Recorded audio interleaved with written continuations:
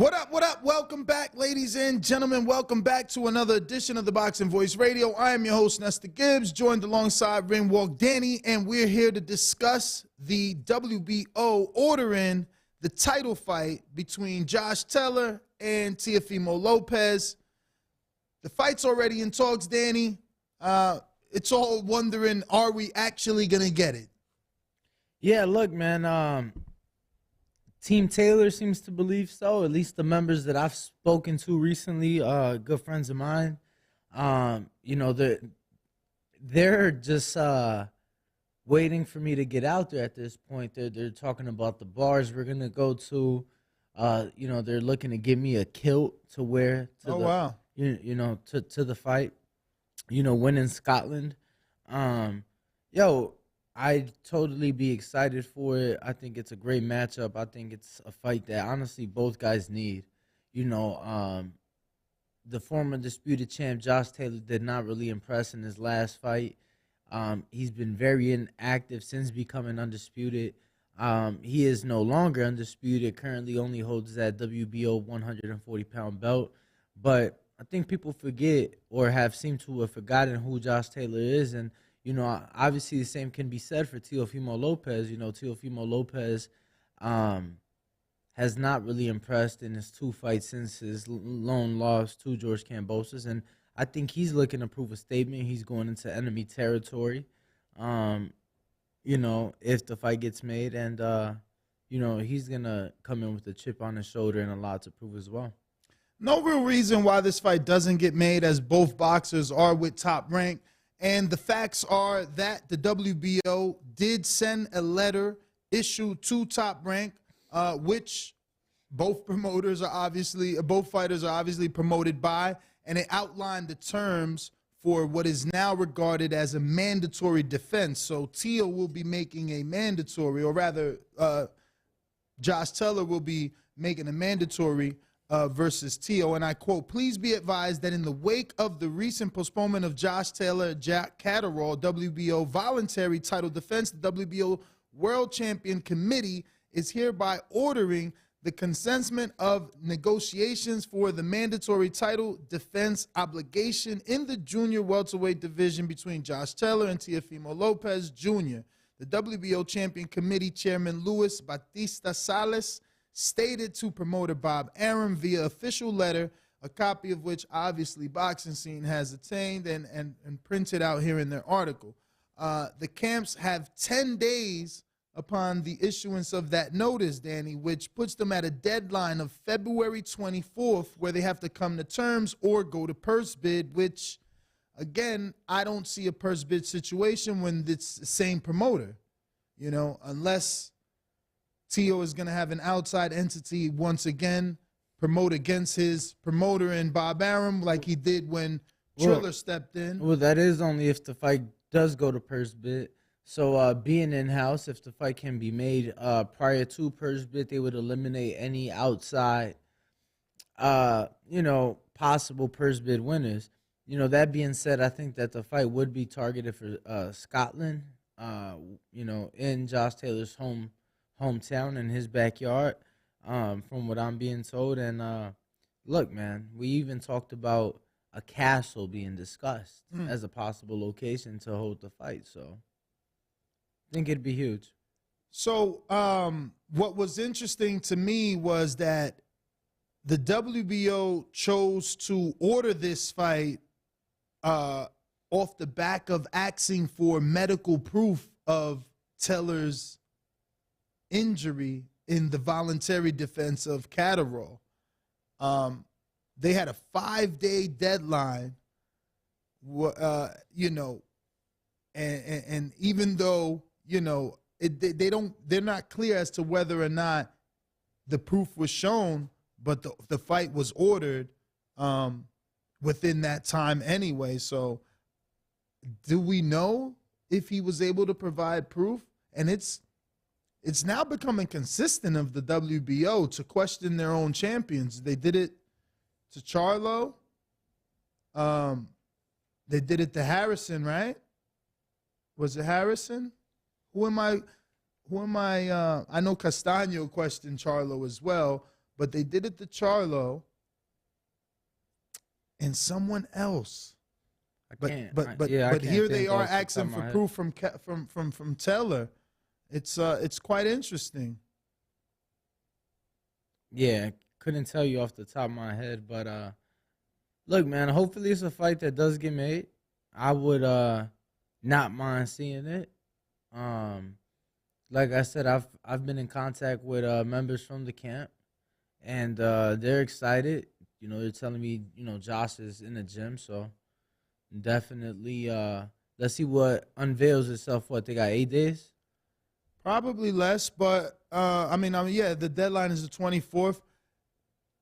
The minimum accepted purse bid for this, if it goes to purse bid, is $150,000 is what they would have to start with. Again, I don't know who else would bid outside of Top Rank, but we do have to state that, you know, Lopez, with his fight over Pedro Campa and Sandor Martin, had positioned himself to get the fight with, obviously, Regis Prograis, and they chose not to take that because of the split, which would be 65 for the champion Regis and 35 for the challenger in Teo.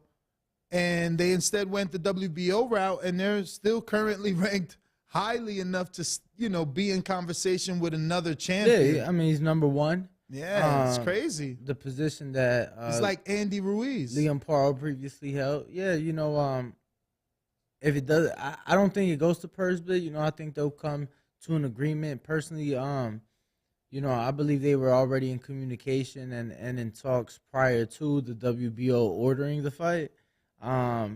Hopefully it gets made. Hopefully they can get that Edinburgh Castle and make the fight. Like I said, I think both guys in a way need each other, and I think it'll be an entertaining scrap.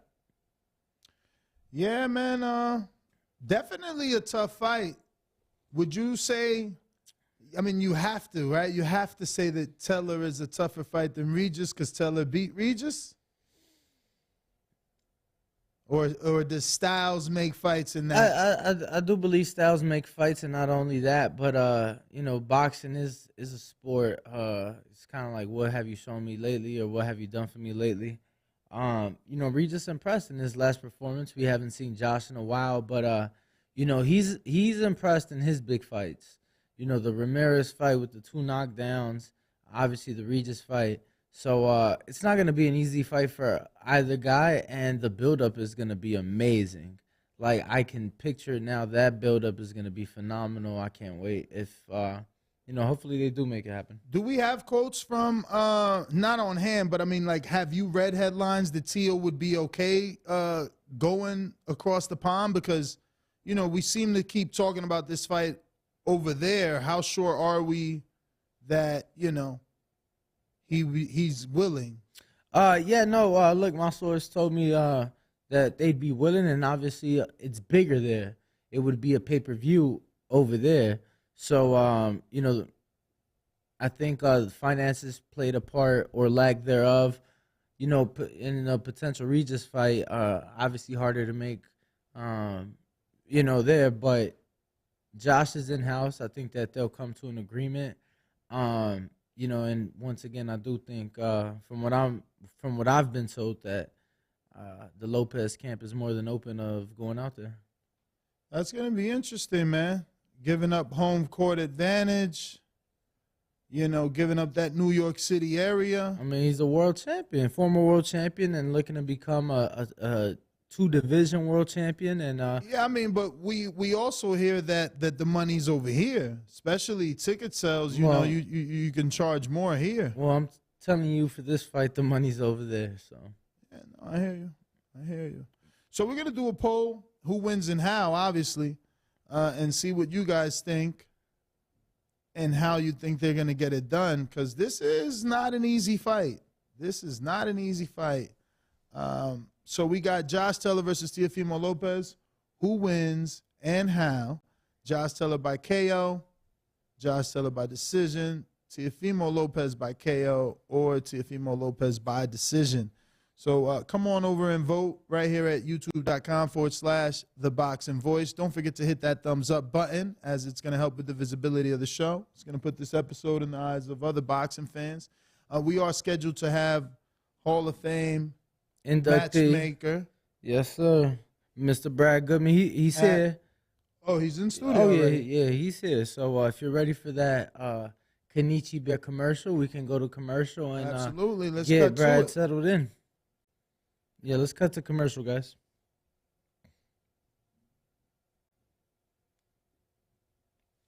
Make sure to subscribe and smash that like button while you're at it.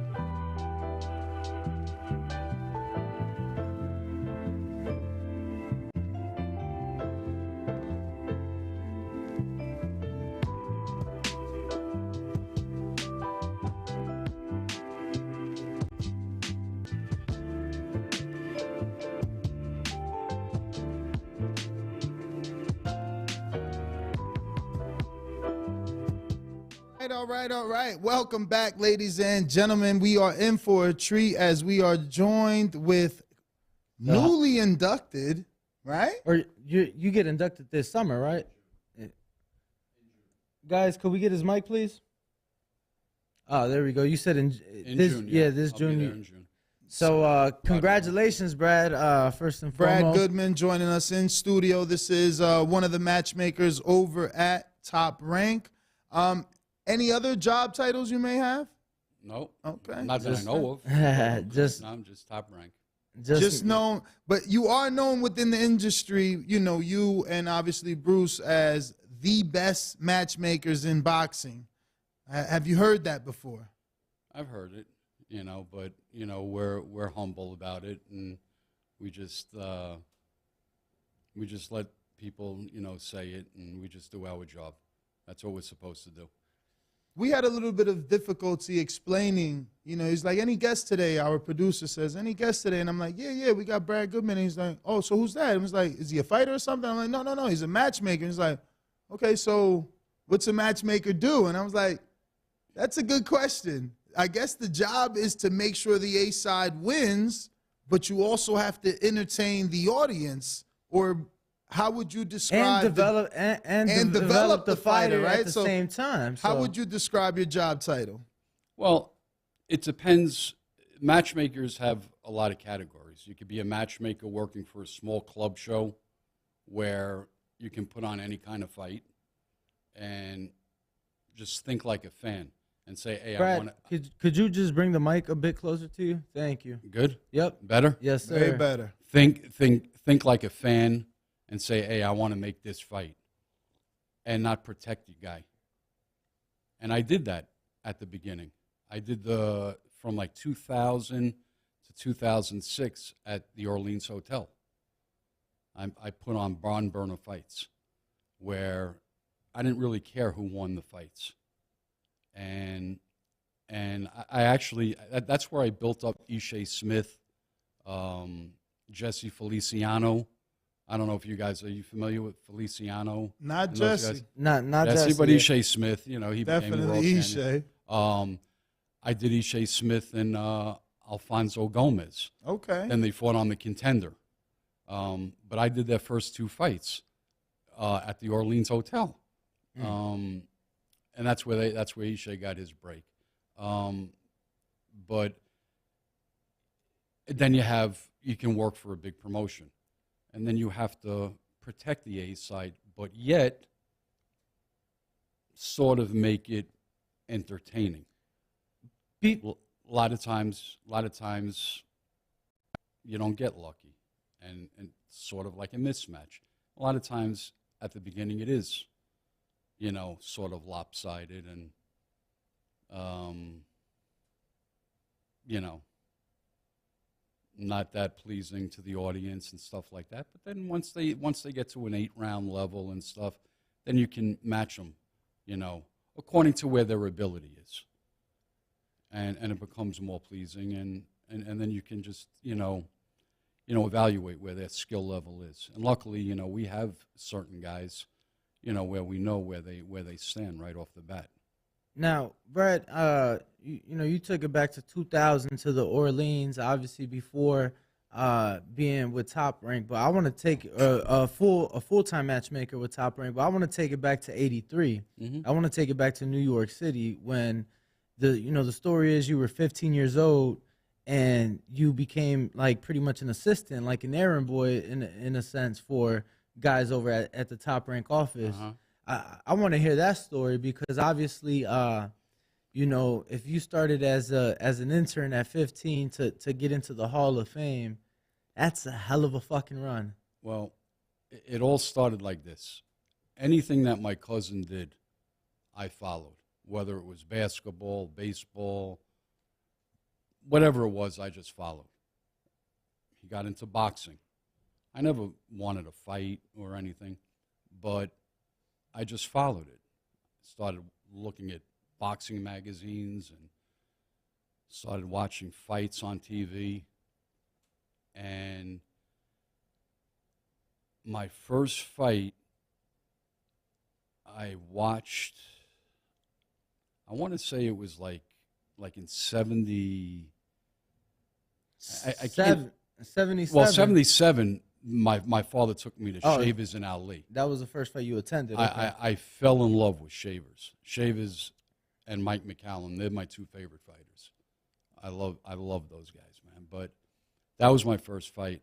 But getting to Top Rank, you know, when I was 15, it was my father's friend was the lawyer at that time for Bob Arum. And his name was Stan Hoffman. He's no longer around anymore. And one thing led to the next. Hey, there's a kid, you know, that likes boxing. And I was just like any kid at 15. I was just doing clerical work as a messenger, ran around the city, did whatever I had to do. And I worked for a guy who was a Hall of Famer. His name is Irving Rudd. He was the publicist. And every time I would come back to the office, I would just go into the matchmaking office with Teddy Brenner, who was the greatest matchmaker that ever lived, and Bruce. And I would just sit there, and I would just look at the board on who's fighting, and and just stay there until I'd get another call. Hey, kid, you got to go out and run to Park Avenue or whatever, and do another thing like that. And eventually, I just got real close with Bruce, and I'd go on the road at 16, 17 years old to Atlantic City with them, and just one thing led to the next, and that's all I ever knew. I just know the boxing and Pittsburgh Steelers. That's all I know, man. Now, during that time, I mean, when was it that you got into matchmaking? I mean, obviously you started to pick it up at a young age, but when is it that you started to officially matchmake? Was that in 2000 at the Orleans? Really like 99 Okay. and stuff like that. But here and there, Bruce would give me little gigs, to play around with and stuff. But really officially, it's sort of like in 99. So during that time, were you working for Top Rank in any capacity? I did Top Rank from 83 to 92. They went out to Vegas in 88, but the office in New York was still there, and I worked with Ron Katz and Teddy Brenner. They closed shop in 92, and then I managed Murky Sosa. I know Murky. I managed Murky I know Sosa. Murky. He fought Roy at the Garden. Exactly. I was there. Yeah, he fought I Roy was at the much Garden. skinnier and better looking. Yeah. But I was in the corner. I know Ron. That's funny. So Yeah. when did Ron start with Banner? Ron taught me a lot. Wow. Ron taught me a lot. I owe a lot to him, and then I went to Top Rank at the end of 99. Wow. So you probably matched some of Floyd's fights? Yeah. It was Bruce, but I was under Bruce and stuff like that. Yeah. Kodo. Things So like that. I don't think you gave an answer, or is it that you can't, for like what the job entails, like the description of a matchmaker, like I said, easiest way for someone to to if you're working for a big promotion or a small promotion. I mean, it depends. I don't know. I just want to be able to tell the guys in the bubble when next time they ask me what's a matchmaker. Well, let's do both. Obviously, you were putting on the small shows at the Orleans. There's no pressure. You don't have to protect your product. There's no product unless you have certain guys. And I did. There was Dewey Cooper. Mm-hmm. He was a guy that I protected. But back then, the commission wasn't really strict. It was much easier, the commission. He was a big draw. Him and another kid named Eddie Salas. They were real big draws. Just those two would sell out the Orleans Hotel. Now, was this in the arena back then? No, it was in the ballroom. Okay, the ballroom. Okay. But with Top Rank, you have to protect your product, but yet you have to please your viewers. And if you don't please your viewers, and if it's a mismatch, and a lot of times at the beginning they are mismatches, you get ripped by the fans, and that's when you become humble. You get humbled by this stuff. I gotta bring up Edgar Berlanga because obviously he is doing interviews saying that you guys wanted to protect him and he wanted bigger names, but he seemed to be in a bidding war. I mean, he claims to have had offers from Mayweather, from Al Heyman in PBC, obviously Oscar De La Hoya and Matchroom, who ultimately, made him an offer that he decided to go with. So obviously this phrase was here before us. You know, one man's trash is another man's treasure. But I honestly don't see why y'all let him go. I feel like, you know, the Canelo fight was always there because boxing needs Mexico versus Puerto Rico. Yeah. So were you on board with letting him go, or did you want him to stay? Well, yeah, you know, but we just didn't come to an agreement. You know, both parties have to agree. He had a different view. Top Rank had a different view. So we just wish him and his dad and the manager, and we wish them the best. I mean, that's all we can do. You know, we try to make it work. It just didn't. But we wish him the best. That's all. So what would you have wanted him to do under the Top Rank banner had he agreed? Like, what 3-fight plan would have been next? Well, we mapped something out for him, you know, and I don't want to really get into the details and stuff like that, but they know what it was, and it wasn't to their liking, and they must have gotten a better offer, and that's where they went. And hopefully, you know, it works out for him. And not to keep pressing, but that map, was it 3 or 2 fights? Because his last deal with Top Rank was only 2 fights. It's 2 fights. Another 2-fight deal. Now, Brad, I gotta ask. Obviously, so many years. You know, I could think of a few fights that probably didn't go your way. But what fights do you feel like, man, I dropped the ball on this one? And what fights were you like, I got a gem? You know, I got it right with this one. You mean with a fighter? Yeah. Yes. As far as the matchmaking. Explain that to me. Like so some would say, like, you know, like I know right away, like this is the guy. Well, no. So, for example, like some would say that, you know, the matchmakers probably dropped the ball with Lomachenko in the Salido fight, that it was probably a bit too much for him at the time. Okay. So, you know, I just wanted to see, you know, that's from the outside looking in, but being in the business so many years, I'm sure that there's been some fights that you're like, absolutely. And I'm trying to think, and some that were like gems for you that turned out to be big wins, and you know, you know. So I was just curious because I think Isaac Dogbay was that. I'm sure no one in Top Rank was expecting Dogbay to beat Magdaleno. That was the brother that the money was invested in. Jesse was supposed to win that fight. Yeah. But then it turned out good because Dogbay, he ended up being a super fan-friendly fighter. Yeah. There's so many, you know. We've had some duds and we've had our luck. But let's talk about, you know, the guys that are going to make it, the stars, you know. You guys have a lot of potential stars over there now. A lot of young talent on the Top Rank side. A lot of young talent. It's amazing, and I'm so excited about it with the Shakurs of the world. I'm glad you went there because you got a guy that doesn't have a fight, and you're supposed to make him a fight. Who, Shakur? Jared Anderson on that card. That's my next. That was my next thing. If Jared is what we all think he can be, this kid is going to be the biggest thing ever. It's going to be so big, this kid. Tell him, Brad. But he's 3 weeks out. We need a fighter. Isn't he the co-main? We got it.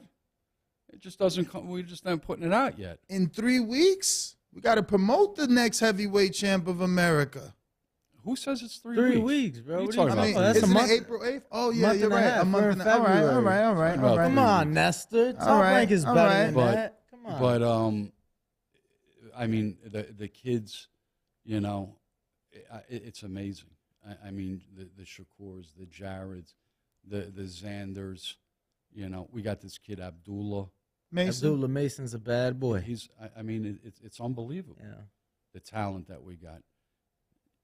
Troy, Duke, all these kids. You know, they're just not on the radar yet because they're on the stream. They haven't been really shown that yet.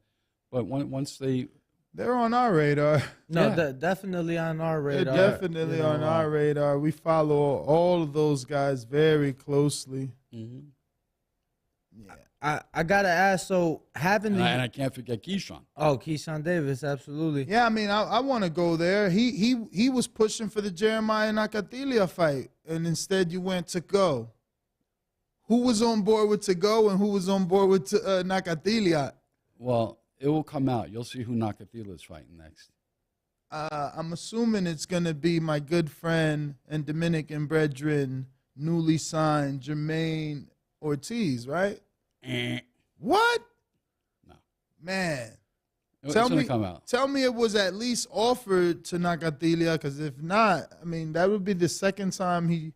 I mean, I hear he turned it down one time. Who did? Nakatilia to fight Jermaine. That I don't know. That I don't know. Wow. So what's next for Jermaine then? I don't know. Shelf up. No, not a lot of people want to fight him. Yeah, He put up a great performance with Loma. Let's talk about that. May 20th. Obviously not signed, sealed, and delivered quite yet, but Still working on it. definitely working on it. You know, we're very fortunate to have a relationship with the Haney camp, and you know, I just saw him go 8 with Liam Paro the other day. I'm like, champ, you 3.5 months out, like, you know. But I know. Things are looking very, very positive, and being a pay-per-view, obviously you want to build it the right way. Could you tell us maybe of any guys on the undercard? I'm not privy to mention it, but the card's pretty set already. Okay. Wow. Yeah. The May 20th card. Yeah. So. And Nestor, I didn't mean to cut you go off, ahead, but go ahead. you remember when we had that interview a couple years back, how I felt about Devin? We got to go back to that. I would have to listen to it again. I said, that kid's real special. And I said, when that kid gets his man strength, he's going to be a bad boy about Devin. And I think he was only about like 4-0 or something. 4-0? About that time, yeah. Yeah. Wow. Yeah. How'd you first hear about Devin? I used them. I used them on one of my shows. Downtown? No, I think it was when Pacquiao and Bradley fought. Yes, he was the first. That was April 9th, 2016. He was the first. I want to say the first. He fought a Puerto Rican, Southpaw. He went the distance. And he didn't look that great, and he was so young. He was only about 17 years old. He was. I want to say, I believe that fight was the first time that he got, that Nevada sanctioned a 17-year-old to fight. Yeah. And I said, this kid's going to be something real special, because I was watching him in Mexico, how his dad was building him over there, and he's fighting some real solid, because in Mexico, you don't know those records. They're very, very deceiving. Very deceiving. They could be 2-7, but they're really 20-10. Those guys. Oh, absolutely. Yeah, absolutely. So I promise I won't say the name. I'm just curious. May 20th, cause I know who you got co-main event, and then I know you know what we have as a co-main. Absolutely. What is it? I'm sorry, Oscar Valdez. I thought you said you won't say the name. Oscar Valdez. Look how he put you out there. You said you won't say the name, and you said the name. He asked me, what is it? He could have been testing you. You could be right. You could be wrong. I don't know. Does he have an opponent, though? Or does the co-main have – is the co-main like – The co-main event does have him. It's locked in. Okay, because I'm going to be honest. I really liked 2 of the 3 names that got offered that fight. So it was like – I was just excited. Oh my God! No, this guy. I'm not gonna do. I'm not gonna do that because we gotta see. Who what takes comes out. it? Yeah, who takes it? Because that's just the way the game goes. But okay, that is funny. Ben, you said on that because I know there was. They were saying maybe T-Mobile, maybe MGM. I think it's gonna be in Vegas somewhere. Okay. Yeah. And by any chance, do you know, obviously Top Rank in New York uses Madison Square Garden. Mm-hmm. They're opening a venue here, the Sphere. It'll hold 18,000. Yeah. Has there been any exploration? I know that's not opening till later this year, but with your relationship, Top Rank's long-standing relationship with the Madison Square Garden family, is there any possibility we see some shows there? I'm sure. I don't handle that. You know, the other guys like Brad Jacobs. Okay. I'm sure they've spoke, you know, to the people. and That'd be stuff. dope. That'd be dope. I really, It really looks nice. yeah, I'm Nice, excited. Obviously, being here, you see it from the top floor of the parking lot. And the first day they put the lights, I was all excited. Like, yo, that looks really cool. Yeah. So I can't wait till Brad, they finish it. So do you guys like watch tape when it's time to match make, or is it some fighters you just know who they are already? At this time, I know all the guys. You know, when I'll tell you, Nestor, when I first came out here, I was so, I was so wrapped up in that East Coast, and nothing can change my mind. Everything was like, man, West Coast, the East Coast guys and this and that, and I didn't. It really took me a couple years to like get used to the West Coast, fighters and things like that. But now, I'm knowing the West Coast guys more so than the East Coast guys. But I know a lot of the East Coast guys and stuff. I gotta ask, as the and this again may not be under you, but as a matchmaker and just someone being with Top Rank, having the gym here, is that something that gets pushed to the fighters to come to Vegas to get some work? Because obviously, Vegas is the fight capital of the world, so the quality of sparring and the quality of training is another level. We even say it like sparring on the East Coast or sparring down south. It's not the same as sparring in Vegas. Sparring over here. Well, that I haven't gone to the gym over here in a long time. But the kid that works there, Frank, he's done a tremendous job. He really has. I mean, at one point the gym was a private gym. Nobody would even show up. Now everybody goes there and spars, whether it's kids from the Mayweather gym going over there to get work. I mean, you can't get enough sparring. Yeah, Everybody goes over there. So Nah, he definitely got that gym. it's unbelievable. It's funny. It's funny to hear you call Frank a kid. I know, right? Oh man. Well, what is he? I mean, he a grown ass man. Oh, To you, obviously, you're his elder. Shit, it's just funny. he's a kid to me. Yeah. That's funny, being around Bob and just speaking of being a kid. I mean, he's pretty much seen you grow up your whole life from a teenager. I'll tell you a funny story. When I was 19, Bob's second wife, Sybil, I had two hairs under my chin, and I lost my mom when I was 17. She bought me an electric razor, so she became like my mom when I was at Top Rank. And I shaved my two hairs under my chin. So you said you were with Top Rank from 83 to 92? 92. And then again, and I didn't do my research, but does that cover the Evel Knievel story? Oh, I wouldn't. Yeah, I mean, Aaron probably did it, but I didn't know that kind of stuff. Yeah, Man, so you don't have any info on that. I just find no, that. but I went to the Hagler. I went to Hagler Hearns. I went to Hagler Leonard. Wow. when did you start traveling outside of the East Coast? Because obviously ASC was down the street, but working with them. I would go to those shows. I would go to the Hagler Leonards, the Hagler Hearnses. Once you start going to all those shows, they just become another show, man.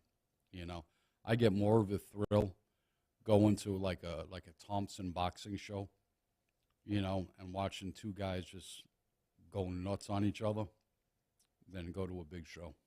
What's the last big show that got you excited? Because I got to give it to you guys. I was at the first Wilder Fury, which I know Top Rank wasn't a part of, but I was at the third one as well. And then the promotion for the second one, I was in the military at the time. Like, nobody watched boxing, but everybody was talking about Tyson Fury for that fight. So I just remember, like, to me, that was the last fight that I attended that I got goosebumps, that, you know, maybe my heart rate was a bit elevated? What's the last fight that got you like that you attended in person? Probably nothing in this No, decade. no. I get there's. Can't think of one right off the bat, but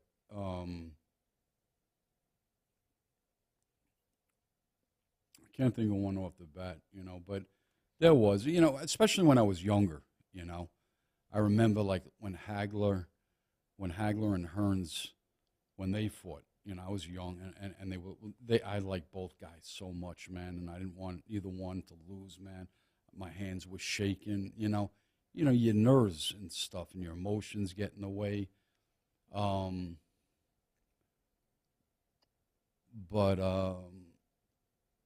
you know, most of the times you gotta try to stay like neutral, you know, not play like favoritism and stuff, even though it's hard because, you know, you like the guys and you feel for them. And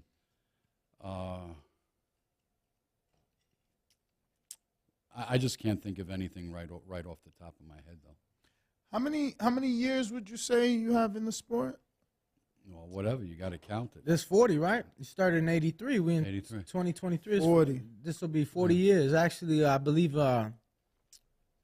if my research was correct, it'll be in April of 83. Yeah. With all that time in the sport and all the evolution you've seen, all the money you've seen come into this sport from different players, can you see all promoters ever being on one network again? No. Egos, too much money, you know, and at the end of the day, it's unfortunate because there's not a lot of stars out there, and it's because you don't have a lot of fighters fighting on a consistent basis. And people are not familiar with guys like they used to, you know? Mm-hmm. I also think that it has a lot to do with like, you know, and maybe that has something to do with the activity, but yo, it's hard to watch fights. Like, you know, back in the day, you had past Blue Ribbon had fights on Wednesday, and that was on free TV. Yeah. Gillette had fights on Monday, and that was on free TV. Yeah. You know, so the XFL, a made-up football league that just started, is getting ABC, ESPN, and all games on ESPN Plus. And I've been begging for one top-ranked fight to land on ABC, just one. Yeah. I've been begging at the mountaintops. Yeah. You know, and it's just, I think that a lot of it has to do with the TV. Like, they have to want to have boxing on TV. Yeah, I don't think we're ever going to see like the free TV again. And getting back to what we were just talking before, guys fighting on a consistent basis. And you guys remember the Mickey Wards, the Terrence Alley's. Yeah, but these guys were not fighting top-level opposition. No, they consistently. weren't. But people knew them. Yeah, but we because got to they make fought. it okay for our guys of this generation, like, to get that in between. But how fight. can you when PBC has 100 guys and we have 90 guys and Eddie has 70 or 80 guys? You're using too many guys. There's a lot of B-sides, though. That's what you need. Well, yeah. Like Shakur's fighting Shoshino now, you know, hypothetically. You can't knock Shakur. Shakur will fight anybody. No, I understand. What I'm saying is, hypothetically, after this, for him to remain active, he needs a lesser opponent, you know, in between that. But the fighters also have to, that has to be in the contract. Like, look, when you fight A level, we pay you A level money. They need to understand that, you know, stay busy fights aren't $1 million fights. 100%, yeah. But you can't keep paying guys $3 million every fight. Think about it. We saw Devin fight in October. Now he's fighting in May. That's about 8.5 months in between. Yeah. But the criticism in today's day and age, let's say if you guys would have thrown him in the ring this month, February or late January. Oh, he won in March? Against a Charlie Sheehy or something like that as a tune-up, just so that people could see him. Yo, people would shit all over Top Rank these days. I don't know. I think that they could have absolutely did the guy been pitching for over a year with the IBO belt. Take him to Oakland. How much of a tune-up is it then? You're talking about an IBO champion. All right, but matchmakers are there for a reason. Devin's on a level that he is for a reason. You know, to Devin, you know, Thurman said that the best. You know, to him, Jesse Vargas was a tune-up. To Devin, in my opinion, the IBO champion, what is his name? Shout out to Hardin. Which one? Lightweight. His name is... He's with Eddie. Maxie Hughes. Hughes. Bro, that's a you know, a tune-up for Devin.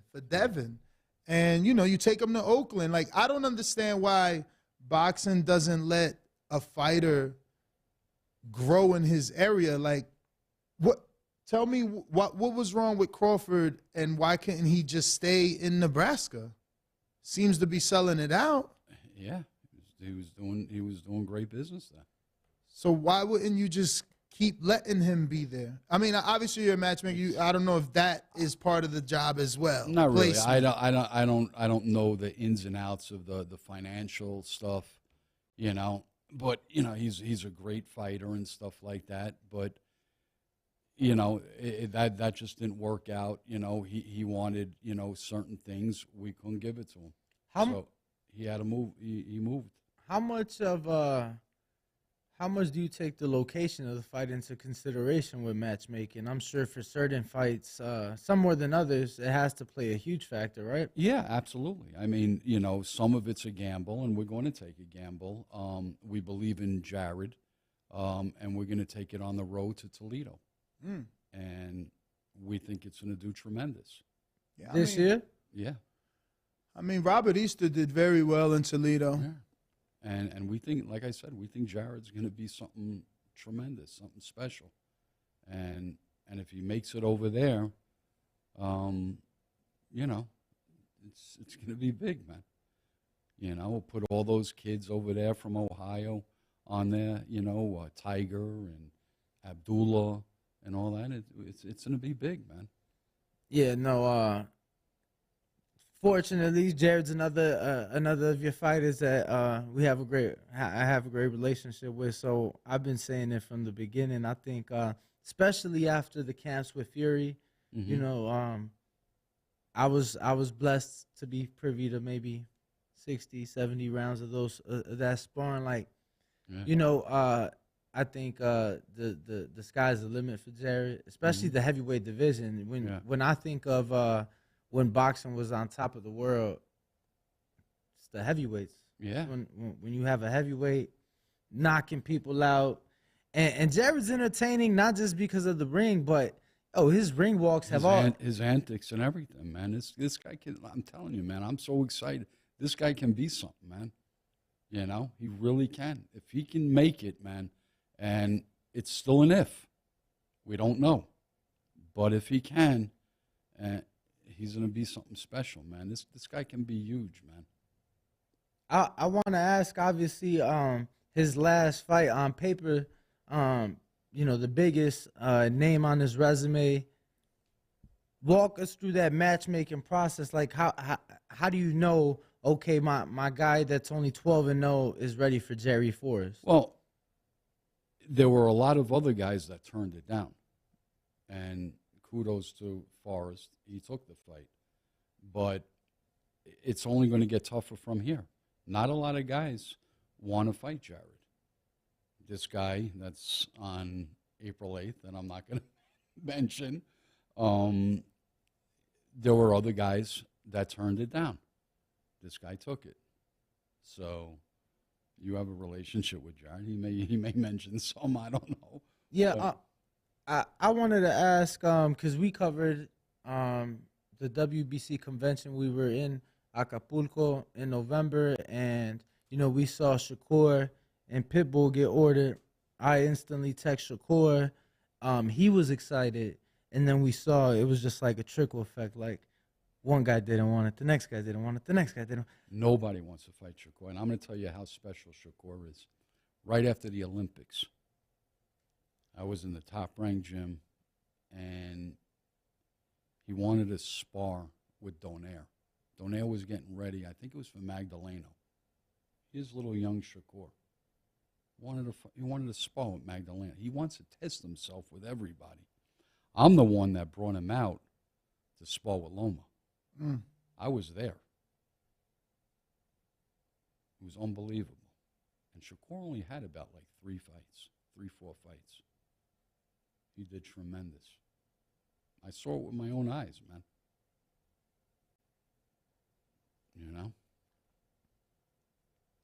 You may not be able to tell me. I don't want any names, but I'm just curious how many guys turned down Jared before you got an opponent.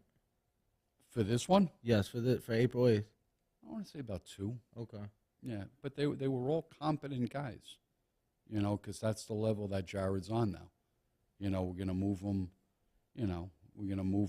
at a certain pace now, you know.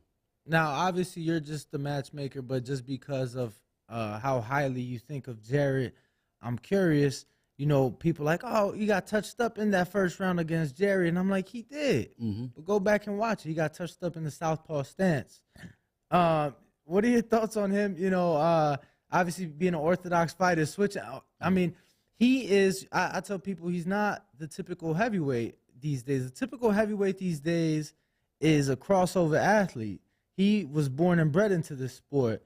So, you know, to see him doing things that we see welterweights and lightweights and featherweights doing, you know, in the ring, just your thoughts, because obviously to me, that's why he has such a high ceiling, because he's able to do what no other heavyweight can do. Correct. But what my concerns are 2 things.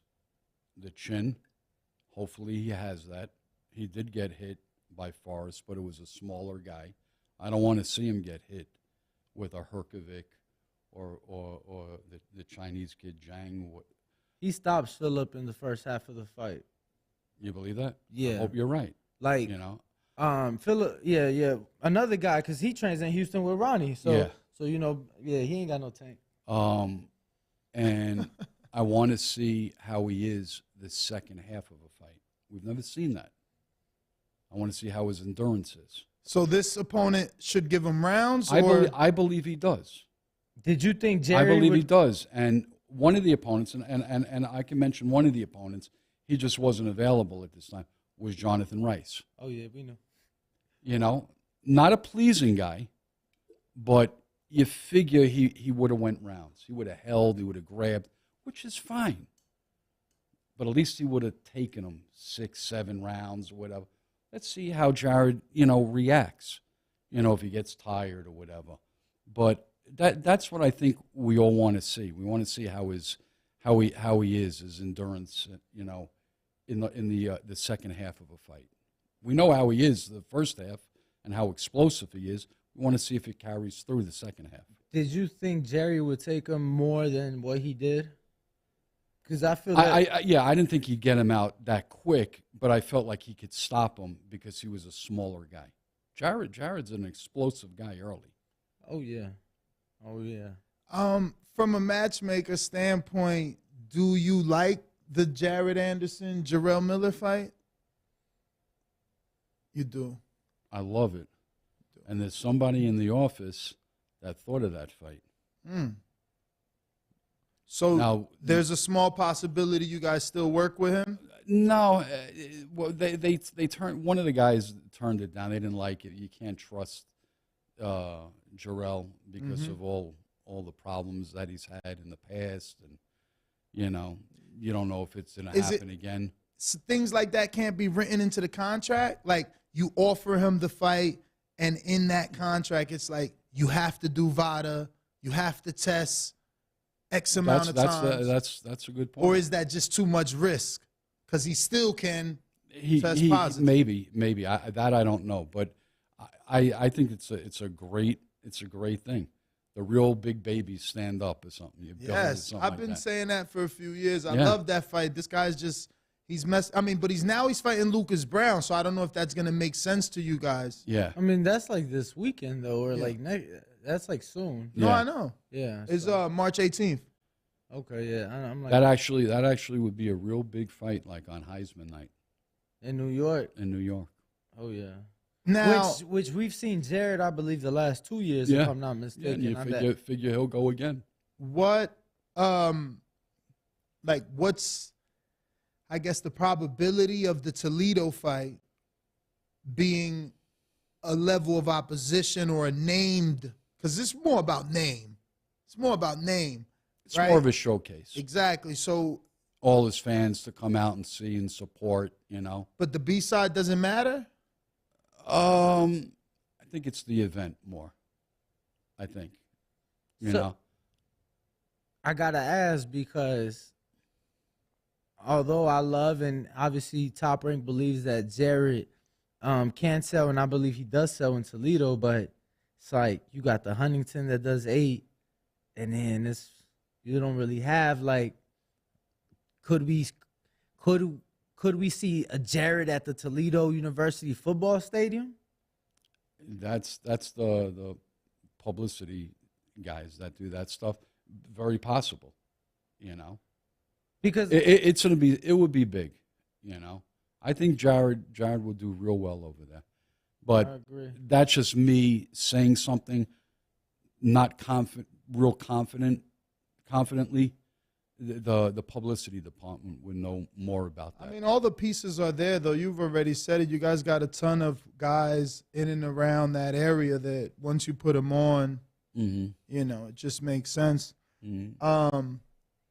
Well, I do have some questions from the people here. Ruin the 504 says, before his top-ranked departure, what matchmaking plans did you guys have for Edward Berlanga? Kind of asked you that. Yeah. Well, we had a plan where we'd give him a fight, you know, to his liking, opponent wise, and then showcase him again as a main event on June. So, were you opposed to Rosado versus Berlanga? Gabe We were Rosado. opposed to Gabe Rosado's price at that time. Was that a June fight in your opinion or not a June No. fight? No. No, the Gabe Rosado fight was a fight that was offered months ago. You know? For when though? So Gabe turned it down because of the price. No. It was a price that Gabe was looking for months ago. This was conversations months ago, not for these recent conversations. Oh, but so that fight you would have done. Wow, I'm shocked the Top Rank would have done that fight not on a June. I always mention that fight as the passing of the torch. Mm-hmm. You know, Puerto Rico versus Puerto Rico. Get them, you know, on the Puerto Rican Day Parade. You guys were just going to do a regular TV fight, huh? No, Puerto Rico. He would have been a main event. I hear you, but not That's on. That's not a main event. How is that a main event? Gabe Rosado what's he done? I mean, he had that one fight. He's about to be main event right now with Zurdo. Okay, but that's the zone. Nobody watches the zone. You know, no disrespect. You know, but I mean. Wow, I honestly, No, I but thought that Gabe versus Berlanga was a main event. I mean, In New York City, wouldn't you Puerto say- Rican Day Parade? Wouldn't you say Gabe is a bigger name than Steve Rose and Romer Alexis Angulo? Those were main events at the Hulu Theater. I know that, but it was a much lower budget. And what has Gabe done besides, you know, he had that one knockout? What did he do before that? Arguably beat Daniel Jacobs. But he didn't. But what's he done? No, I mean, I'm with you now. He hasn't, but I think for the Puerto Fan Rican, friendly, television friendly. Yeah. Known with the Puerto Ricans, known with the Americans. Yeah. I listen. He's a good B-side. Very much so, very much so, and I like Gabe. I have no problem with Gabe, but it just didn't work out. fair enough. I like that fight. I hope now that he's with Matchroom, we get it though, honestly. But I mean, Gabe's moved up to 75. This guy. Yeah, that's crazy. I hope. I don't even want to see the fight, to be quite honest with you. Wow, is that bad? Oh, I told you, sacrificial lamb. Let's talk about Gilberto, because so you were protecting him because you guys had. I mean, he had 40-something fights with you guys in there. So you didn't believe in him. Who said we didn't believe in him? He wanted a certain thing, and it just didn't work out. It has nothing to do with not believing in him. What did he want? He wanted too much money. It's always the money. But you also didn't get him any. Like the biggest name was Jesse Hart. Yeah. And you had a 6'5" Mexican. And we also didn't have at that time any light heavyweights. I mean, you had him when he was 60 and 68. And at that time, when he first was coming up to light heavyweight, we offered him certain guys. And he did take, Carpense. But then he didn't want to fight guys like Mike Seals. And stuff. What? Yeah. Michael Seals, the Edwin Rodriguez fought. Well, yeah, but this is before, that's the fight he watched. And he didn't want to fight him. This is before Mike Seals got stopped by Alvarez. Didn't top dog Thomas Williams fight Seals too? No. Thomas Williams? Thomas Williams never fought Seals. He fought Adonis Stevenson and those guys. So I'm all over the place, but like when are you guys, and allowed is the wrong word, but when do you allow your own mind to think about an Al Heyman B-side or Eddie Hearn B-side?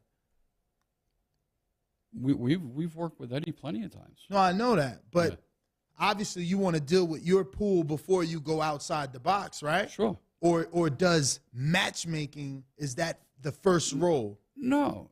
If we don't have a guy, we'll work with other promoters. We have no problem at all. We've done it. So would Areola fall under showcase? Who? Christopher. Chris Areola? Yeah. What about him? Would he fall under showcase in Toledo?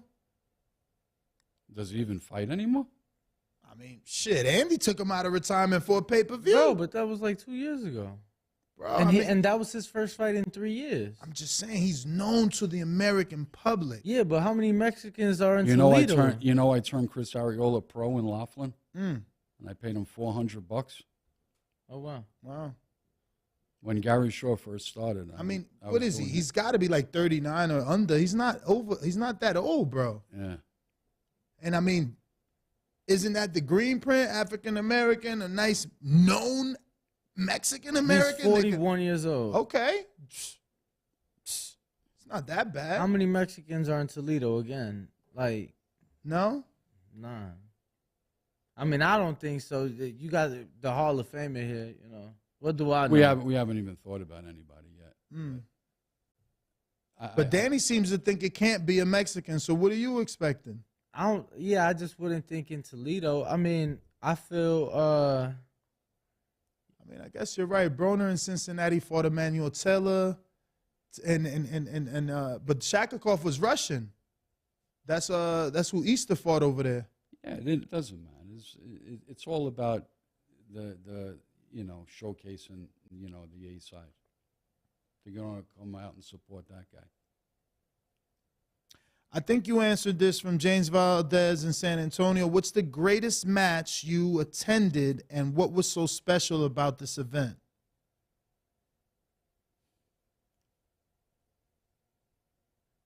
I would either say Hagler Hearns or,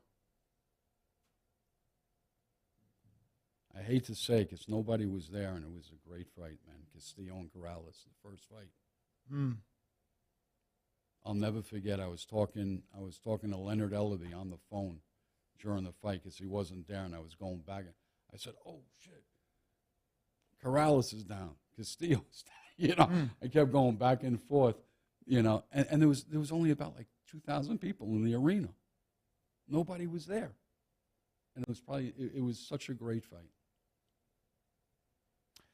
I got Brandon in Houston that says Johnny Beck took some criticism for facing Denzel Bentley his last fight. Do you have any insight on if a bigger name was offered that fight before settling on Bentley? No, nobody. See, Johnny Beck he's all risk, no reward. Tough guy to fight, and we just don't have a lot of middleweights, so we have to go outside the pocket, go to other promoters if they can't give us anybody. We have to look around in Europe, and that's how we got. Thank God Frank Warren had a guy, and he offered up Bentley. You weren't expecting that though, right? No. Yeah, no. Me neither. But thank God, Bentley, showed some huevos. Yeah, I think he probably ruined our parlay. We weren't expecting Bentley to make the decision. Take Charles Martin in Toledo. Yeah, but again, now you got to deal with Al, and someone's training him out here. Talk him. Who talk him with? Yeah, with you guys. He's with Top Rank. Yeah. Yeah, Takum. I like Takum. Oh, Takum, yeah. But no, Takum's fighting Yoka. Yeah. I mean, yeah. And Takum's gonna want too much money. I'm not a big. It's a showcase budget. I'm not a big Yoka guy. You think you can still get Stephen Shaw to take the fight, or is it not worth it? Yeah, absolutely. I would, as you guys would want to see something like that. Were you impressed with Shaw? I was not.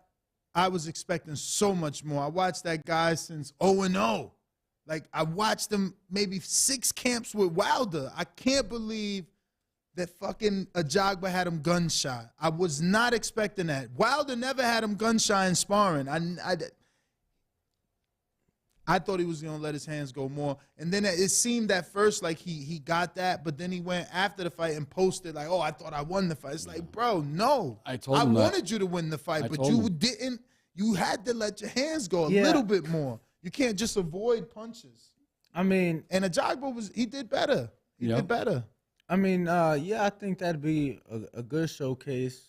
Wow, that's crazy. I don't think that's a showcase. What do you like better, that or Rice? No, I guess I'm not understanding the word. Like, showcase is supposed to be, in my opinion, I think for sure win. Yeah, I think Johnny would last longer than Shaw. Oh wow. Yeah. I'm not gonna lie. I think after seeing the last one, and he was talking about Jared too, and he was telling me, he's like, I know that's your boy. And oh, you mean Stephen? Yeah, it is Jared built fuck up. him up. I ain't gonna lie to you, Jared will fuck him up. Yeah. I ain't even gonna lie to you. 4 rounds. Yeah. I don't know. The question is he gonna take it? For whatever is being offered. We have another one here. Ja Tucker stomped Xander Zayas post fight press conference and called him out for a fight at 154. Ja Tucker versus Xander, is that realistic fight to be made for Top Rank at any time? Who's that, Jahai? Yeah. That's Jahai on that? No. Somebody, it's a fan asking. A fan asking. Jahai's fighting on April 1st. He's fighting Xander's stablemate. The kid Nikolai Georgian kid. I don't know the last name or whatever, but it's a solid fight. No, Xander's on a different path right now. Jahai just moved up to 54. Let him get his feet wet a little bit, couple fights at 54, and let's see what happens. how could we can't let him go. Today's show topic. Obviously, WBO orders newly ranked number 1 Teofimo Lopez versus Josh Taylor for the WBO 140-pound title. That's a fight that I know was already being spoke about prior to the WBO ordering that. How close would you say? I mean, there's talk about it. Okay. I don't know if it's finalized or anything like that. Okay. Now, I mean, but it sounds from a matchmaker standpoint, you want Teo to get another fight because you just said Jihad just moved up and he needs to get acclimated. Well, Teo has already gotten 2 fights under his belt and stuff, and he needed that. Should he get another one? Possibly, but Josh, he's not the most active guy in the world, So you're saying right time? I think it's the right time for both guys. I said the same thing. I feel like they need each other in a way. Right now, yeah, it's sort of like an even playing field, if you know what I mean. We didn't have an answer because I'm like, is it fair to say Regis is a tougher fight, being as though he lost to Josh Taylor, or is Josh Taylor the tougher fight because he beat Regis? I think the world of Regis, man. I think he's number 1, man. Hands down. Wow. Yeah. So how much does a fighter demanding a fight weigh into matchmaking? How much is a fighter? Say it again.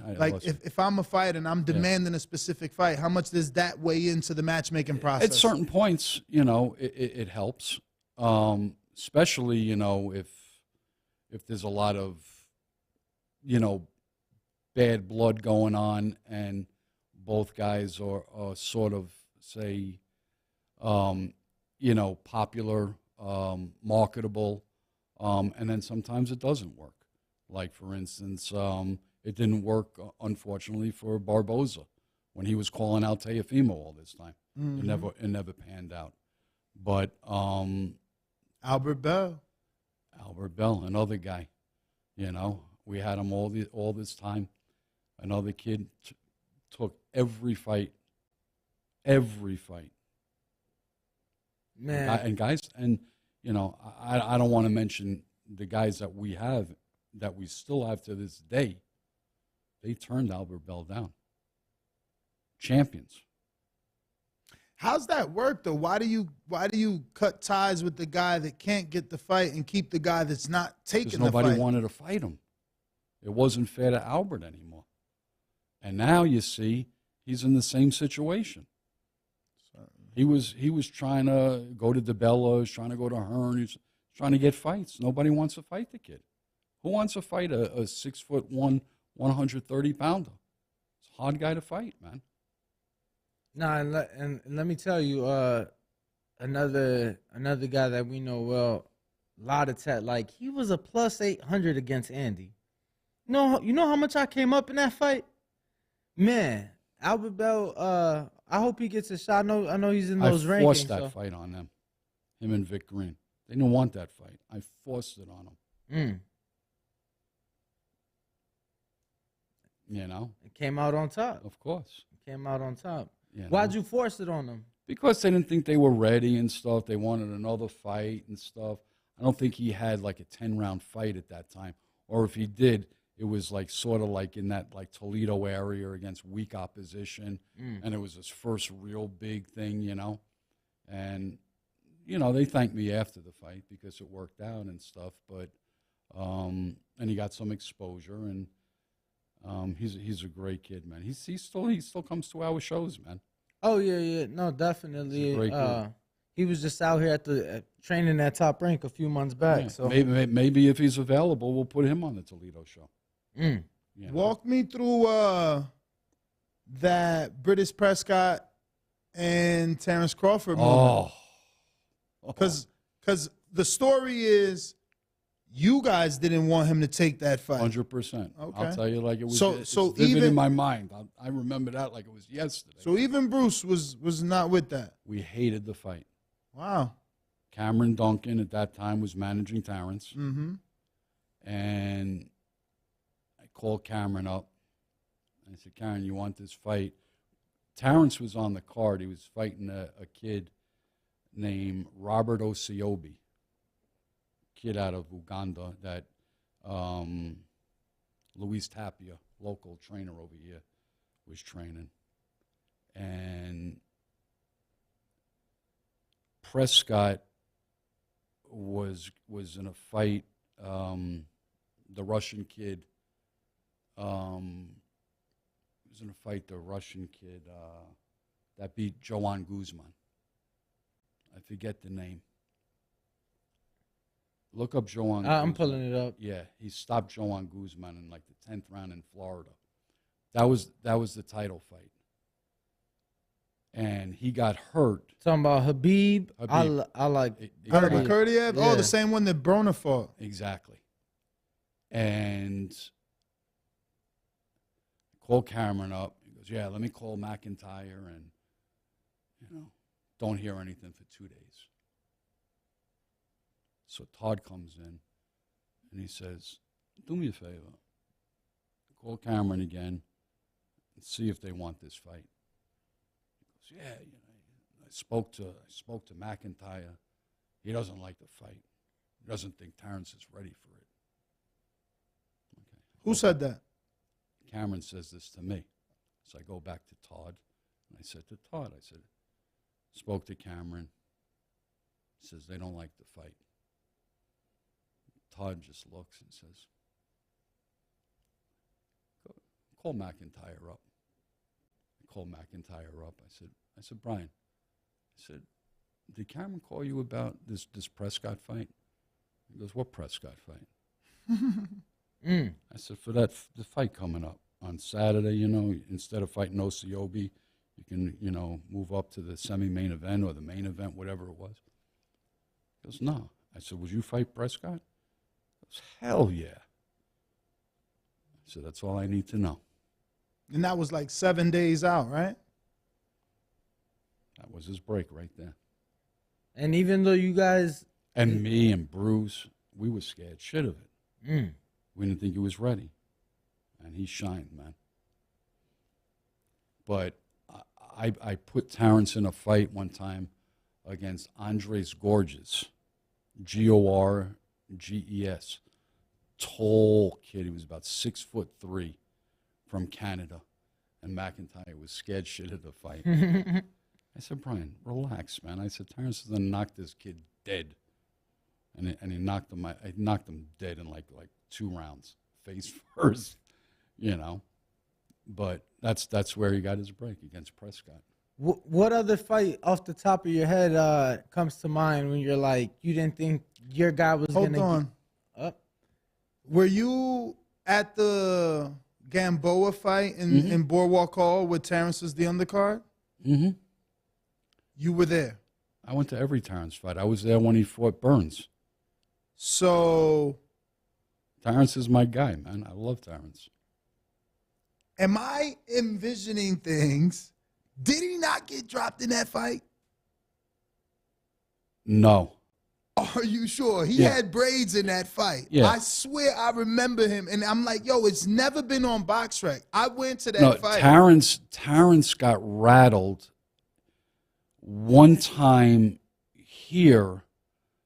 He's going to hate me for bringing this up, but I was live, and I'm like, unless there was 2 guys with braids that day, and he had box braids, I'm like, or it didn't get counted as a knockdown. No, he won a decision. Because I remember I was a big Wale Omotoso fan, and obviously Yurokis Gamboa fan. And, and Lucky Boy was on that card. He had the whole story. No. In the ring. Crawford got rattled one time over here against the Brazilian. And Sanabria? Huh? Is it? No, not Sanabria. Sanabria was in Texas. Was it like Sidney Seguria or something? And I think it was here, if I'm not mistaken, I think it was here at the Wynn. We did a show here when Vanes fought Lara. Okay.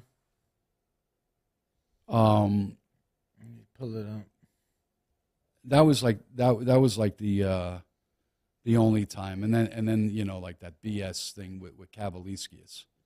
BS. Yo, Terrence is a bad boy, man. He's the best out there, man. Yo, you. I agree. Yeah, I agree. You were right. Sidney Sequeira, he fought. Where did he fight him in the win, right? We're at the win, yeah. I'm good, right? But you gotta agree That too. should just get me in the Hall of Fame. No, hey, it's funny you say that because, I'm headed in those footsteps. I'm Yeah, pretty, I like to call him the almanac. I'm pretty wicked. I'm only Yeah? 26, so obviously, Yeah, you're young, man. That's good. 22. That fight was in 2012. I was like a sophomore, junior in high school. But as a matchmaker, are you would you label him chinny? No, not at all. Why? Kavalierski can punch, man. He came right back and was gunning. He was throwing right back. What about the Gamboa fight? And then you just told us about the Gorgees fight. But everybody. But then you can say, would you say Spencer's chinny? I mean, he only got the one Ugas incident, right? And What about- then what- the Jamaican. Yeah, what's his name? Larkday. Exactly. Well, And that's like what, 10 years apart? anybody can get clipped. It's how you react and come back, man. It's so strange with him because then he knocks everybody out. He's like on a 10-fight knockout streak. Yeah, let me tell you, he's vicious, man. Top Rank, obviously the last fight you guys had, Bud, was a Sean Porter fight. And I was sitting not on the floor, but I'm like 100 level for that one. And I remember, I read his lips on the Jumbotron. I'm like, yo, they said, told yo, him he's I'm down. losing? Yo, I'm down. I'm like, yo, look, he's saying it. Yeah. To see him come out and do what he did, and a lot of people aren't a fan of Ken Porter stopping the fight, but had that fight continued, I just feel like we all know, He gets stronger as the fight goes Yeah. on, man. He's so vicious, man. And when I went out to Scotland with him for the Burns fight, I went out there previously with Beltran, and them fans are so rowdy and vicious and hostile. They throw beer at you. Man, I mean, they're brutal. serious. No, I was there with Wilder. They threw a whole beer on him. And I warned him. I said, Terrence, once you walk out that dressing room, man, it's a different environment. It's just everything is different. And I watched him while he was walking, and he didn't show any emotion or nothing. He was like ice, man. He's something special, man. You think he could, obviously, it's always going to be from a matchmaker standpoint, but you think he could beat Jermell Charlo?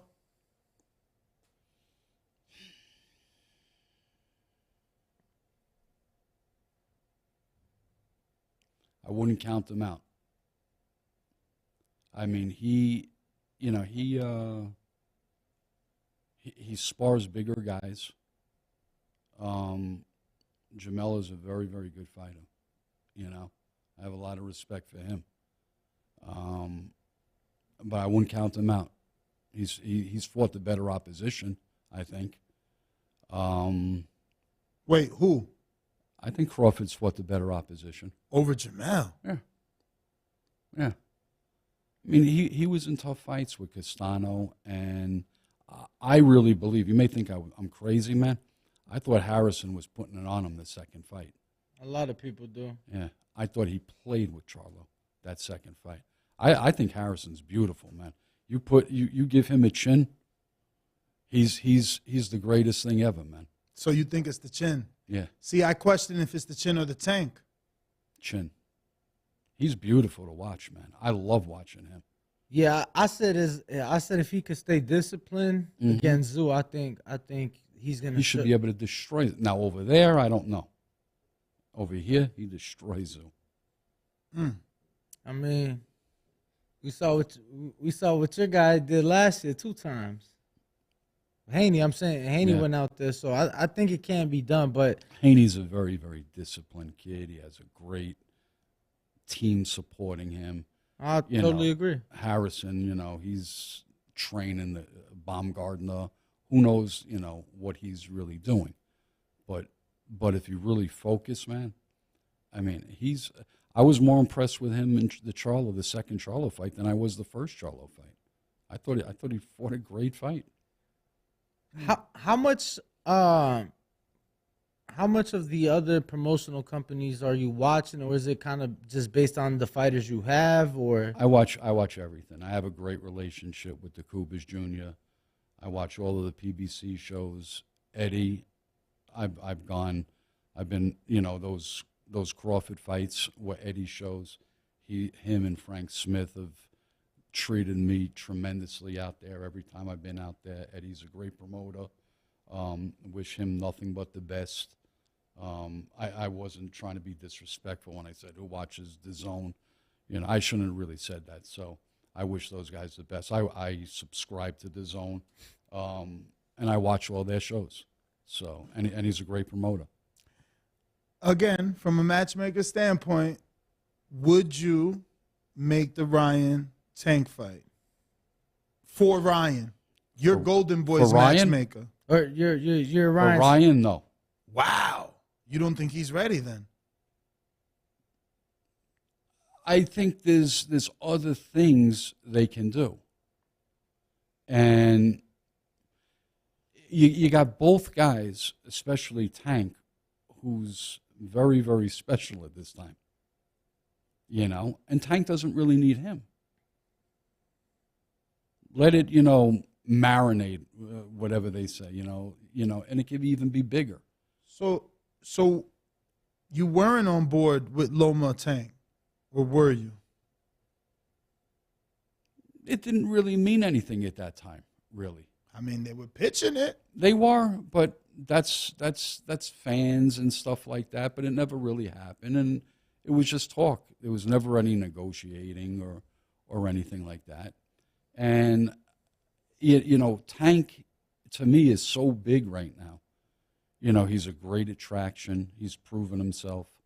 You can put him in with anybody, and it's going to be big. You put him in Atlanta, you put him in California, put him anywhere. Put him in Maryland. Why do you think that is? What do you think it is about him? Is it the power? Well, it's just everything. There's something about him, and I don't know. I don't know him, but even though he has that thug mentality, there's something cute about him. Does it make sense? I guess. You know what I mean? I don't know. There's a niceness to him. He's a nice. It's definitely the way he speaks. Thug. I think he's a nice thug. If that makes any sense, he's cute. I don't know what it is, man. But there's like thugs that are like assholes, but he's like nice, man. He's a street guy, but he's nice. I don't know. So given that you said you wouldn't make that fight from a matchmaker's perspective, once again, as a fan, I would. But which one? No, I was gonna ask. So from a matchmaker's perspective, given the recent talk, if both guys asked, you wouldn't want to make Shakur versus Devin this year? Because no, not yet. No, because remember one thing.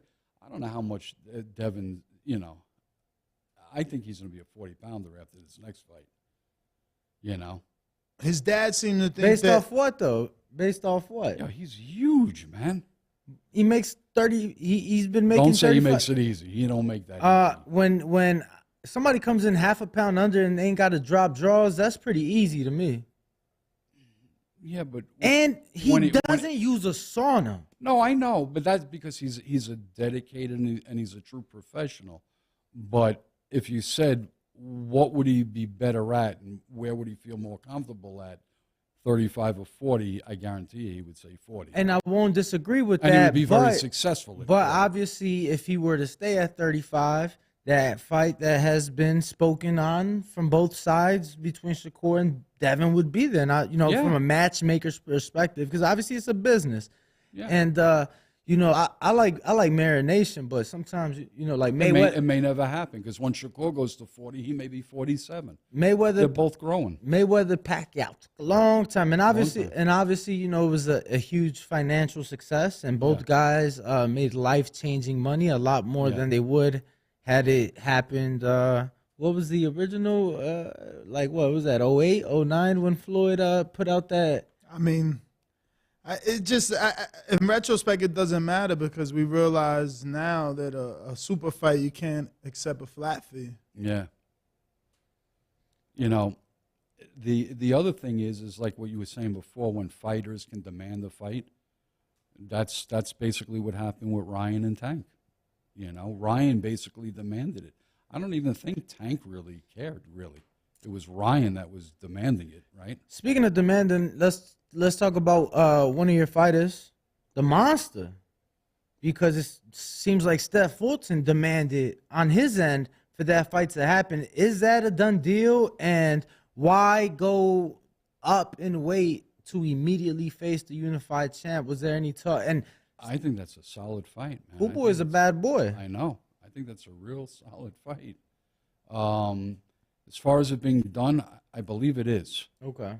But not don't quote me on that, but I believe it is done.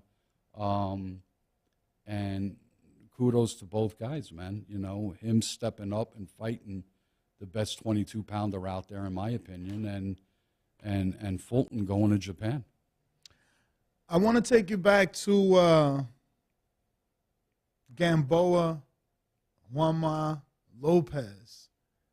Do you feel like that was Top Rank dropped the ball there over marination? I feel like that's actually when we heard the word marination from Bob.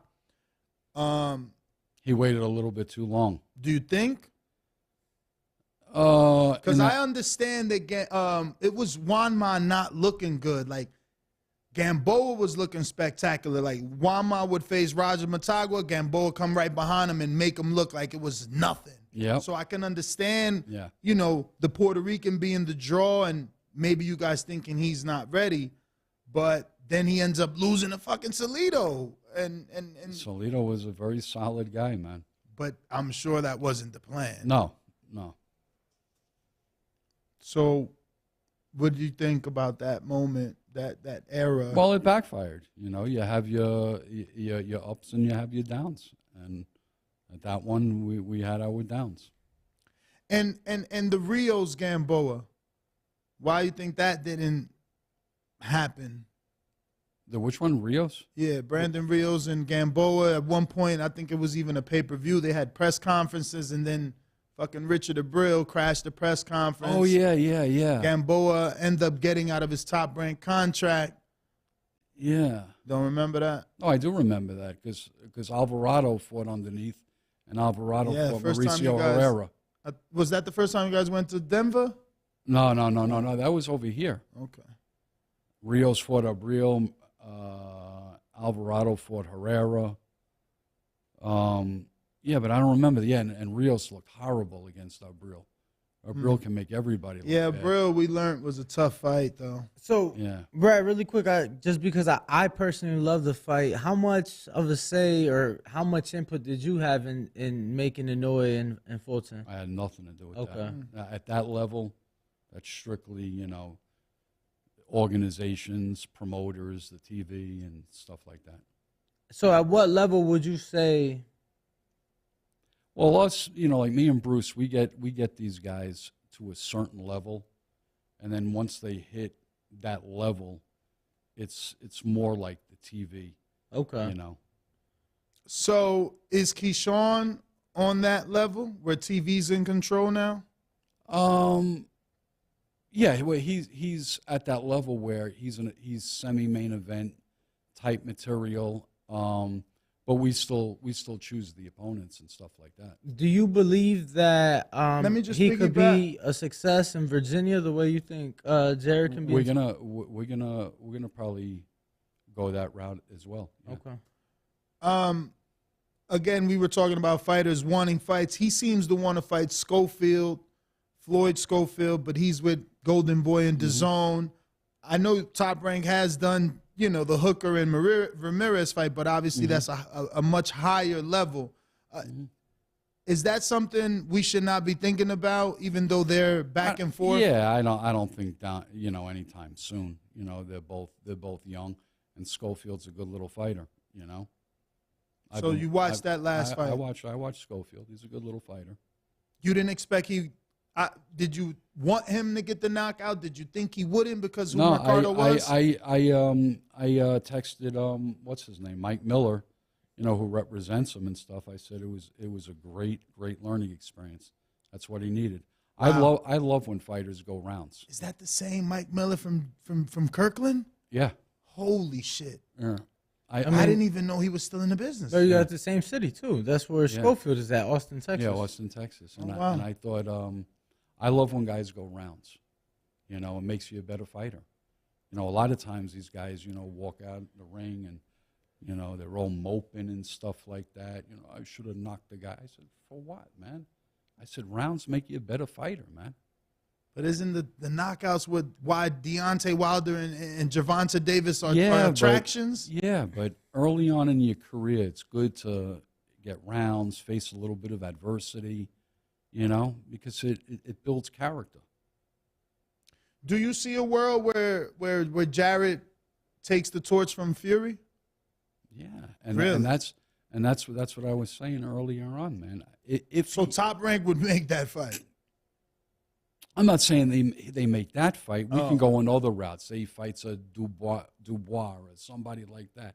But if he can get, and like I said, it's still an if because we don't know.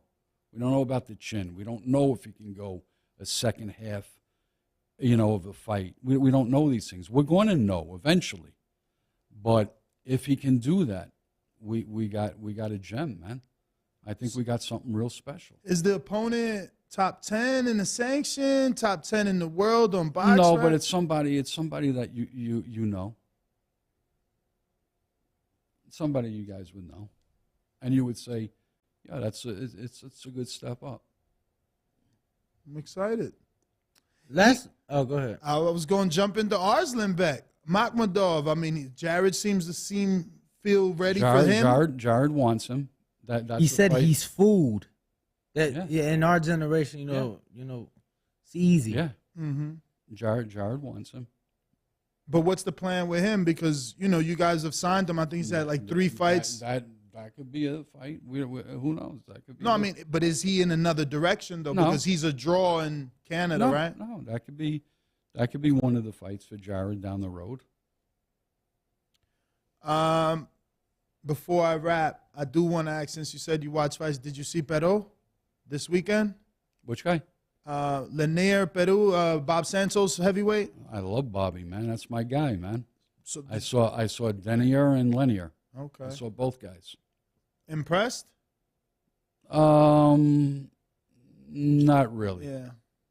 I wasn't impressed. And I hope Bobby doesn't get mad at me because I'll probably have lunch with him next week and he'll be mad. But So, like come from behind knockout, that doesn't matter to you. As a matchmaker, you rather see him win the rounds. Yeah.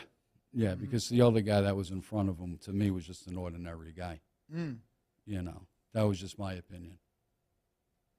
Now, how much do you factor into that knockout, right? Like even post-fight, the guy's still saying he's never been hit that hard to the body. He felt that could be a possibility.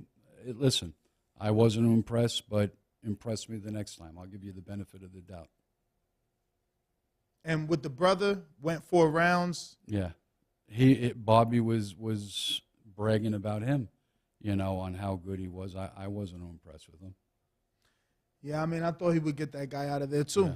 But his record, I mean, actually, he was 2-0 with 2 KOs. So yeah. Yeah. I got 2 more for me. I want to stay here all day, man. Yeah, no, we love having you. No, we'll bring you to the wire for sure. But I wanted to ask, obviously, Kenny Sims, somebody who upset the apple cart. Great guy. Great guy. Know him personally. He's a class act, him and his dad.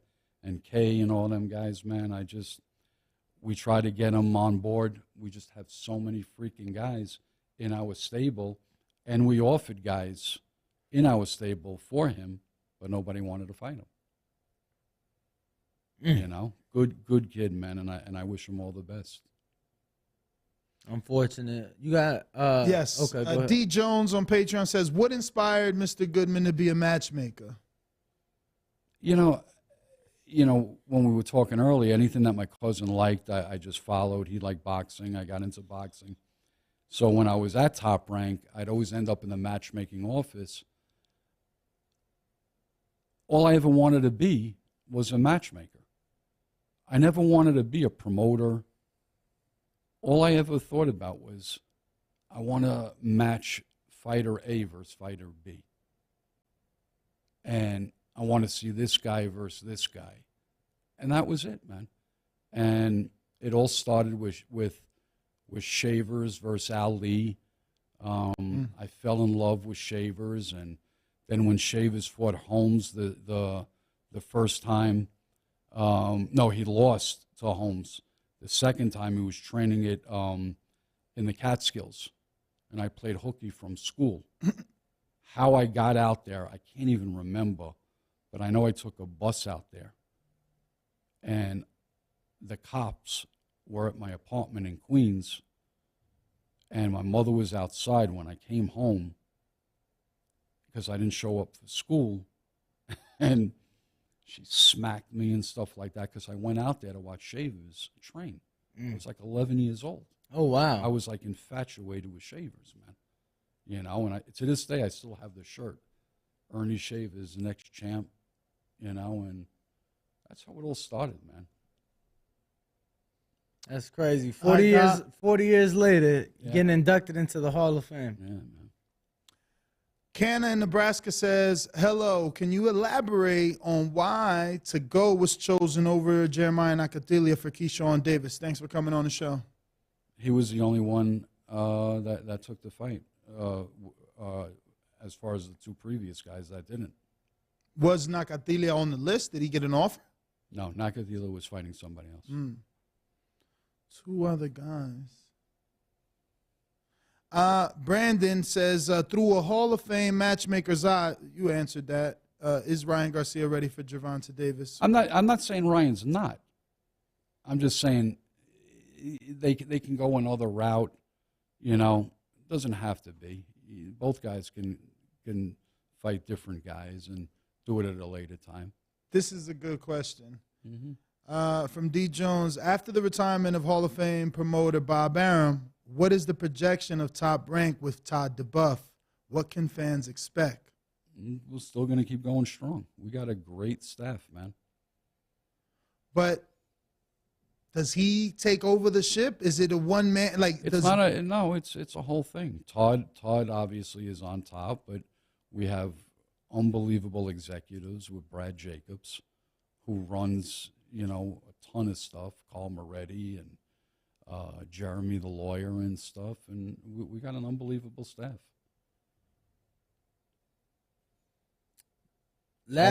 Todd is a brilliant guy. He's constantly thinking, doing things, different things, and we're here to stay, man. We ain't going anywhere. But do you expect any changes from, No. It's all about being in the right place at the right time, and Todd knows what he's doing. We're all. I only say that because he's like, 50 years younger, so it's got to be a difference between him and Bob. Yeah. Oh, Bob is an icon. Everybody knows Bob. Todd is more, laid back, and stays, behind the scenes. I wish he'd be more. I remember a time when he was more in the camera, more doing interviews. Not like that, But he was Eddie before Eddie. Yeah. He was the sharp, Eddie well-dressed guy. Yeah. Talked well, but he just stopped. Yeah, he's just not like that. He doesn't, that's more like Carl. Carl does that, Brad Jacobs. But Carl. Yeah. Carl's the one that said Devin was a good little fighter. Yeah. You got it. I mean, he just said that about Floyd Schofield. You know what I'm saying? Good little fighter. No, I don't mean that disrespectfully. Good little fight. When I said about Devin Haney's a good little, I meant that. No, Carl. See, The thing is, I meant that in a positive no, way, here's bro. the thing. No, here's the thing. Nestor was in Cancun in 2019 when Lomachenko and and Carl were out there, and he felt that Devin was deserving of that fight. And I'm gonna be honest, the whole franchise shit was bullshit. Like just to the sport, not even in that situation, not in the sport. But now that Devin's with Top Rank, you can tell us that you guys sent. You went to the convention to purposely not fight him because you knew I don't even go to the conventions, man. You're a matchmaker. You knew that fight was coming up. Would Devin beat Lomachenko back then? Yes or no? I don't know. Honestly, man. Honestly, I think it's a. Now he needed the experience though. Listen, I do prefer this version. You're tight with Bill. Mm-hmm. Ask Bill what I think. I keep it 100, bro. I told Bill what I think. Oh. So I guess the last one, truly the last one. Well, you got more. I just I wanted Right, so to I'll close leave with this. Yeah, I'll leave with this. Well, I just wanted to close. Is Devin and Shakur 47? Are we waiting that long? It could be, like you said, it could be 35. It could happen then. It could happen 40. I don't know. I want to say both guys are moving in a different direction. Shakur is fitting in at 35. Devin, I think, is slowly moving to 40. And I think once Shakur starts going to 40, I think Devin is going to fill out and move to 47. So we're talking 47. Yeah. But who knows? Maybe once Shakur gets to 47, they're both growing, man. It's amazing.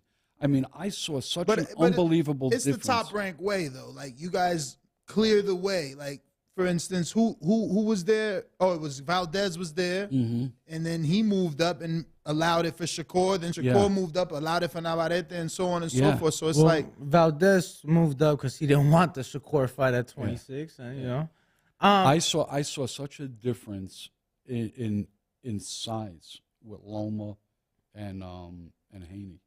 Haney was huge in New York, man. So this ain't no lightweight. This a heavyweight. Right. He had to be about 70 something, man. He was huge, man. Shout out to James Lockwood. James Lockwood. That's why he pays for that nutrition during camp. I just wanted to hear before we let you go your favorite memory from your first tenure at Top Rank. When you started, what's one of your favorite memories during that 10-year or so period? Just being blessed, being able to travel, meeting the fighters, having great bosses, soaking in the knowledge, watching Arum from 83 all the way till where he is now. It's amazing how sharp he still is, even at this age, man. He still thinks, even though he's slowing down physically. The mental part is still amazing, man. He's still thinking, and he thinks sharp, and he still thinks of fights. It's amazing. So I'm blessed in that sense, to be around all that stuff and meet, the people and things like that. When in this career did you start thinking Hall of Fame? I never did. Never. When I always said I should be, and I'll tell you a funny story. Ed Brophy says, Brad, Ed Brophy here, you're going to be inducted into the Hall of Fame. How do you feel about this? I said, well, you want to know my honest opinion? He goes, well, yeah. I said, well, I should have been inducted 5 years ago. Because this year, I think there are people more deserving than me. 5 years ago. But deserving in your job title or in your category of non-participant? In that category. Okay. Whereas 5 years ago or 6 years ago, I felt like I was a little bit more deserving. Mm-hmm. That's all. Non-participant is the same as Sylvester Stallone, no? Same category? No, I think that I'm not. It could be. It could be. I think I'm in like that. The judges, and you get awarded. You're a Hall of Famer because I can judge a round better than you. I can judge a 10-8 round better than you. Yo, I gotta ask because and this is obviously nothing to do with what you do, but I went to the very first card you ever matched make on BoxRec, at least, right? I went to that. The same fucking referees and judges that were on that card we see today. Like, does the commission not know that these guys are slowing down and they're not as sharp? Which one was it? It was an Orleans card. It was in Orleans. Yeah, I did. They're missing a lot, man. They're missing a lot of Laughlin shows when Gary Shaw first started. Man, you work for Gary. Yeah, I did all of Gary's stuff in Laughlin, man. He did all them Laughlin shows, man. I used to do every show for him. But that wouldn't cover the Angulo days, right? No. That's when he moved up, to the Showtime and, anything that became a conflict with Top What Rank. happened to Gary? I know Rock Nation bought him out, but did he just turn away? Is he just gone? Faded. I think he just faded out. Wow. But anything that became like a conflict, I never, made it into, Top Rank was always number one. Bro, and Thompson just passed away. That's crazy. He was a great man. I can't believe I received that email, man. RFP, man. That's Great man. unfortunate. No, so there's like numerous. So they have a modern category for the Boxing Hall of Fame, women's modern, old timer, women's trailblazer, pioneer. I always said it. Non-participant. When I started, I always said I want to be the first podcast, so they better not induct another podcast before us. Yeah, no, you the biggest, champ. Yeah, but they can induct someone else. But that is all our questions. You have any social media you want to give out? I don't have nothing, man. None of that. Just head on over to toprank.com. That's me, man. Just my phone number and that's it, man. Appreciate I'm not on it. any social media or nothing. Well, Brad, we do appreciate having you and joining us, appreciate you and guys. hopefully, this is the first of many more to come. Hopefully, man. I really enjoyed it, man. You guys were great, and you have a great setup, man, and you guys were great, man. Thanks All again. right. Appreciate it. Well, Actually, we got 8 minutes, so we're gonna take 3. All right. 3 what? Evan Korn. You guys have brought him into the matchmaking team. Yes. Yep. He's doing very well. So He got a good head on his shoulders, man. He knows his stuff. that's some young blood. Yeah. I mean, listen, Bruce basically learned from the best in Teddy Brenner.